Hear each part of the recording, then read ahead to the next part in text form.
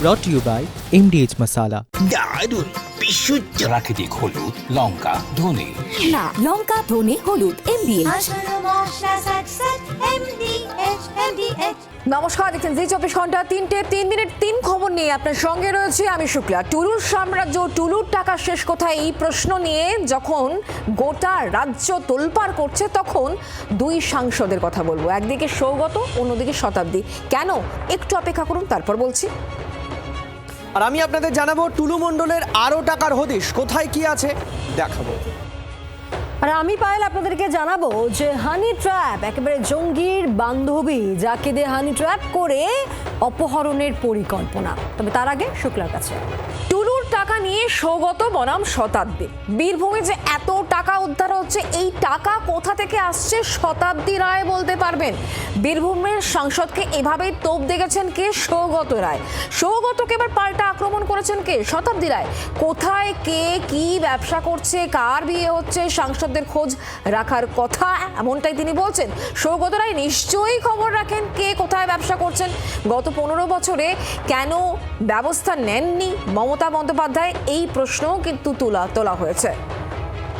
এই পুরো বিষয় নিয়ে কথা বলে জানি আমাদের সঙ্গে প্রবীর রয়েছেন, আমাদের প্রতিনিধি টেলিফোন লাইনে। প্রবীর, তাহলে টুলু মণ্ডলকে সামনে রেখে, তার বিরাট সাম্রাজ্যকে সামনে রেখে দুই সাংসদ, একদিকে এনসিপিআই সাংসদ মানে বিদ্রোহী তৃণমূল, আর অন্যদিকে সৌগত রায় কালীঘাট শিবির, দুজনে দুজনকে প্রশ্ন ছড়ছে, কটাক্ষ মানে কাদা ছোড়াছুড়ি চলছে।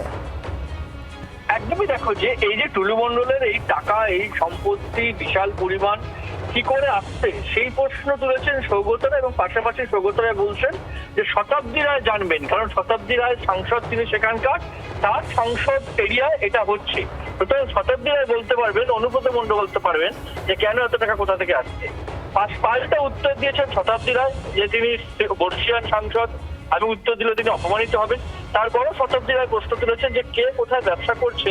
সৌগত রায় নিশ্চয়ই খবর রাখেন, সৌগত রায় বলতে পারবেন কে কোথায় ব্যবসা করছেন, কোনটা লিগাল কোনটা ইলিগাল, এই বিভিন্ন পাল্টা আক্রমণ করেছেন শতাব্দী রায়। ফলে বীরভূমের টাকা উদ্ধারকে কেন্দ্র করে তৃণমূলের দুই সাংসদ, একজন বিদ্রোহী বর্তমান এনসিপিআইতে এবং কালীঘাটপন্থী সাংসদ সৌগত রায়, দুজন কিন্তু একে অপরকে কার্যত আক্রমণ করছেন এবং পাল্টা আক্রমণ করছেন। বুঝতে পারছি প্রবীর, অনেক ধন্যবাদ আমাদের সঙ্গে টেলিফোন লাইনে থাকার জন্য। দুই সাংসদের বক্তব্য শোনাবো, একে অপরের প্রতি প্রশ্ন ছড়ছেন এই দুজন, মানে এনসিপিআই সাংসদ শতাব্দী রায়ের বক্তব্য শোনাবো এবং সৌগত রায় প্রবীণ সাংসদ, দমদমের সাংসদ, তার বক্তব্য কি সেটাও শোনাই।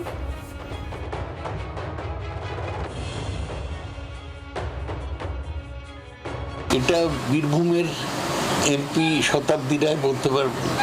ওরই এলাকার মধ্যে এরা তো মূলত ছোট ছোট পাহাড় ভেঙে সেটা ক্রাশিং করে স্টোন চিপস হিসেবে বিক্রি করে।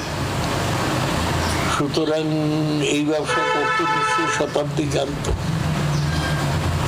অনুব্রত মণ্ডল এবং কাজল শেখও জানত। এতদিন পরে কেন, 3 মাস হয়ে গেছে নতুন সরকারের, 3 মাস পরে সিদ্ধান্ত নিল। 15 বছর সত্যি সরকার কিছু জানতাম না, এত কিছু হচ্ছে। আমি কি করে বলবো, আমি কি সরকারে ছিলাম?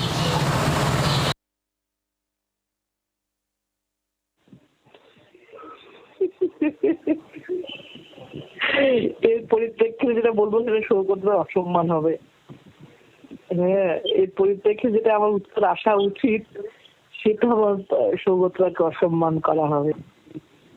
দাদা বললাম তো, সৌগতরাকে এর উত্তর আমার যেটা আছে জানা এবং এর তো যেটা হওয়া উচিত বা যেটা আমি দিতে চাই সেটা বললে সৌগতরার অপমান হবে।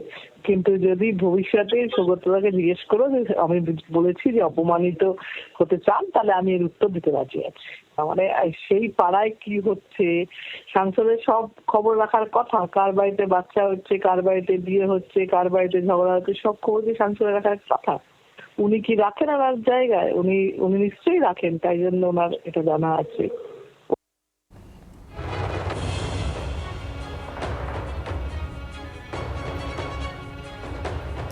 আর আমি আপনাদেরকে জানাবো টুলু মণ্ডলের কথা। টুলু মণ্ডলের আরও টাকার হদিশ, আরও সম্পত্তির হদিশ। প্রায় 43 কোটি টাকার আরও একটি ব্যাংক অ্যাকাউন্ট ফ্রিজ করে দেওয়া হলো। এর আগে প্রায় 83 কোটি টাকা যেটি ব্যাংকে ছিল সেটি ফ্রিজ করা হয়েছিল। এখনো পর্যন্ত প্রায় 136 কোটি টাকা সেই টাকা ফ্রিজ করা হয়েছে। ফলে সব মিলে টুলু মণ্ডলের আরও নতুন নতুন সব সম্পত্তির হদিশ সামনে আসছে। ইতিমধ্যে মিনার মণ্ডলের বাড়িতেও কিন্তু আজ পুলিশি তল্লাশি হচ্ছে। আর ব্যাংক অ্যাকাউন্টের যে ফ্রিজ করা হয়েছে সব মিলিয়ে, অর্থাৎ সোনা দানা সব মিলিয়ে 186 কোটি টাকা বাজেয়াপ্ত।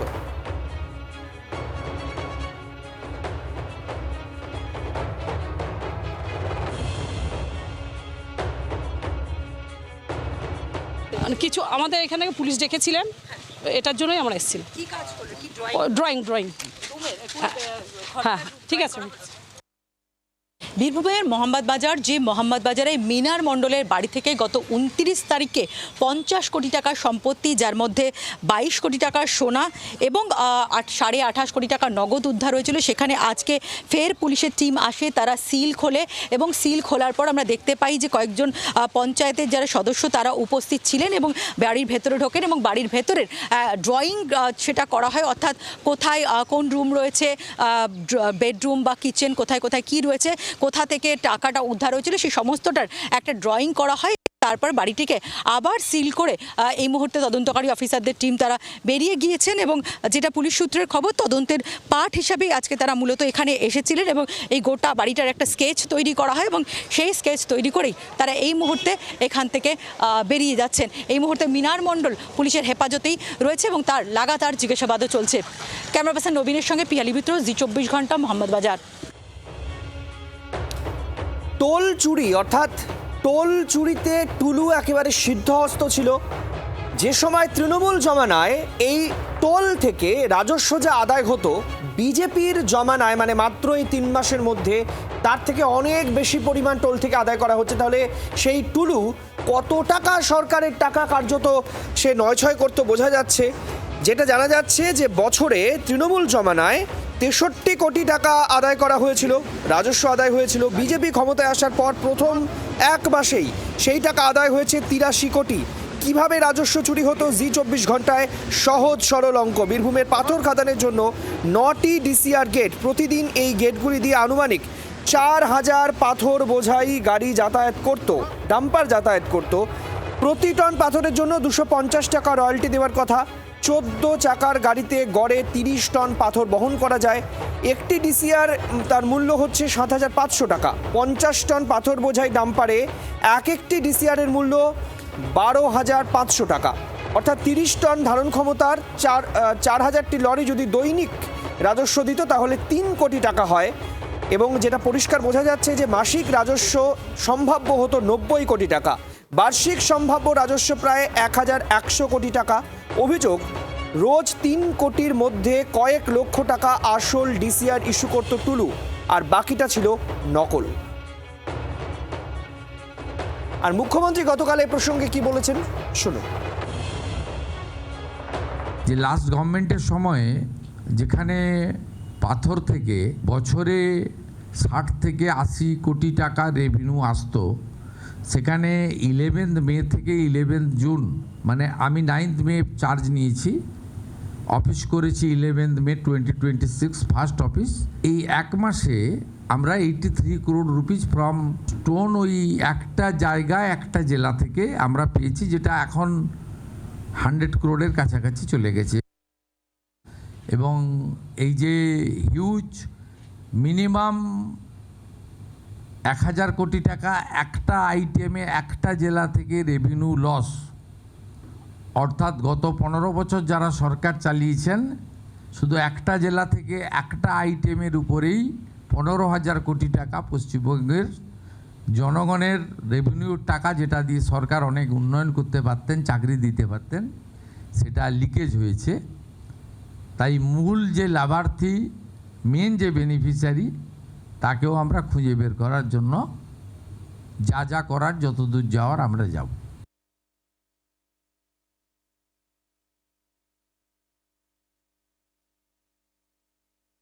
টুলু মণ্ডলের নাম আমরা বহুবার বলেছি, আপনাদের মনে আছে কি মনে নেই, মাননীয় অমিত শাহজি বীরভূমে সভা করেছিলেন সেই সভার আমার ভাষণ খুলে নিন, ওই দেখে নিন আপনারা পুরনো আর্কাইভ থেকে। সেই ভাষণে বাংলায় ভাষণ দিয়ে আমি বলেছিলাম, হিন্দিতেও বলেছিলাম, যাতে সরাসরি মাননীয় অমিত শাহজির কানে যায়। এবং আমাদের সরকার চেষ্টা করেছিল সেই সময় সমস্ত এইগুলোকে বন্ধ করার জন্য, কিন্তু যেহেতু আমরা রাজ্য সরকারে ছিলাম না, আমরা পারিনি পুরোটা। মুর্শিদাবাদেও মাথাছাড়া লস্করের, রাজ্যেও কি লস্করের মহিলা জঙ্গি সংগঠনের বারবারন্ত? মহিলা জঙ্গিদের নিয়োগের দায়িত্বে হামিমের বান্ধবী অর্পিতা। স্ট্র্যাটেজিকে লোকেশন, অর্পিতার ঠিকানা এবং লোকেশন কাজে লাগিয়ে মুর্শিদাবাদের তরুণীদের দেওয়া হয়েছিল একেবারে দাওয়াত। হতে দেখছেন এসটিএফ এর গোয়েন্দারা।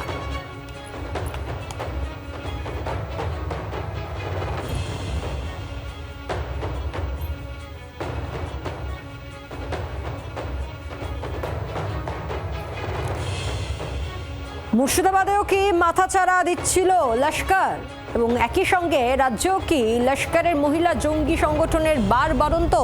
এই যাবতীয় প্রশ্নই এবার ভাবাচ্ছে গোয়েন্দাদের। মহিলা জঙ্গিদের নিয়োগের ক্ষেত্রে দায়িত্ব দেওয়া হয়েছিল কি হামিমের বান্ধবী অর্পিতাকে? আর এক্ষেত্রে গোয়েন্দাদের সন্দেহ হচ্ছে যে স্ট্র্যাটেজিক লোকেশনে অর্পিতার ঠিকানা।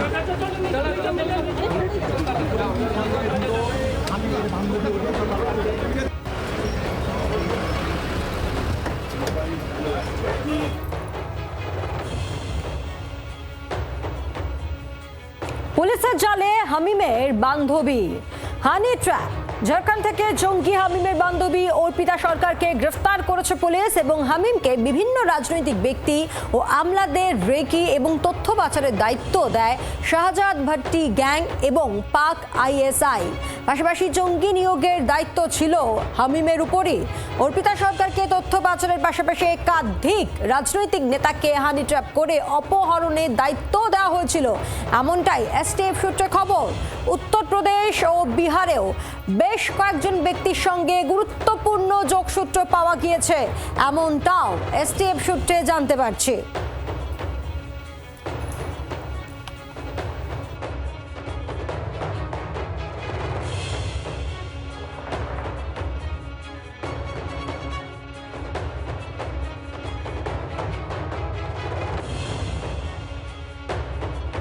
বর্ধমান থেকে হামিম মণ্ডল এবং ঝাড়খণ্ড থেকে অর্পিতা সরকারকে গ্রেফতার করার পর চাঞ্চল্যকর তথ্য উঠে আসছে এসটিএফের তদন্তে। এসটিএফ সূত্রের খবর যে আইএসআই থেকে এবং ভাট্টি গ্যাংয়ের তরফ থেকে অ্যাসাইনমেন্ট দেওয়া হয়েছিল এই হামিম মণ্ডলকে, যে সে রিক্রুটমেন্ট করবে বিভিন্ন ধরনের যারা যুবক যুবতীরা রয়েছেন, তরুণ তরুণীরা রয়েছেন, তাদেরকে রিক্রুটমেন্ট করার দায়িত্ব তাকে দেওয়া হয়েছিল। শুধুমাত্র তাই নয়, বিভিন্ন পলিটিক্যাল লিডার্সদেরকে রেকি করা এবং সেই সংক্রান্ত যে ইনফরমেশন সেটা আইএসআইকে এবং ভাট্টি গ্যাংকে দেওয়ার জন্য অ্যাসাইন করা হয়েছিল, দায়িত্ব দেওয়া হয়েছিল এই হামিম মণ্ডলকে। মূলত অর্পিতা সরকারের দায়িত্ব ছিল যে বিভিন্ন পলিটিক্যাল লিডার্স তাদেরকে হানি ট্র্যাপ করে এবং যারা আমলারা রয়েছেন তাদেরকে হানি ট্র্যাপ করে তাদেরকে অপহরণের ষড়যন্ত্র পরিকল্পনা এবং দায়িত্ব দেওয়া হয়েছিল এই অর্পিতা সরকারকে, এমনটাই কিন্তু তদন্তকারীরা তদন্ত করতে গিয়ে জানতে পারছে। জি24 ঘন্টার জন্য ক্যামেরায় রঞ্জিতের সঙ্গে বিক্রম দাস, কলকাতা। স্বাস্থ্য আর নিউট্রিশন পাবে, শরীরও স্ট্রং হবে, অল্প খেলেই পেট ভরে, ডাইজেশন ঠিক রাখে। MDH সোয়াটিন, আসল protein. brought to you by MDH Masala।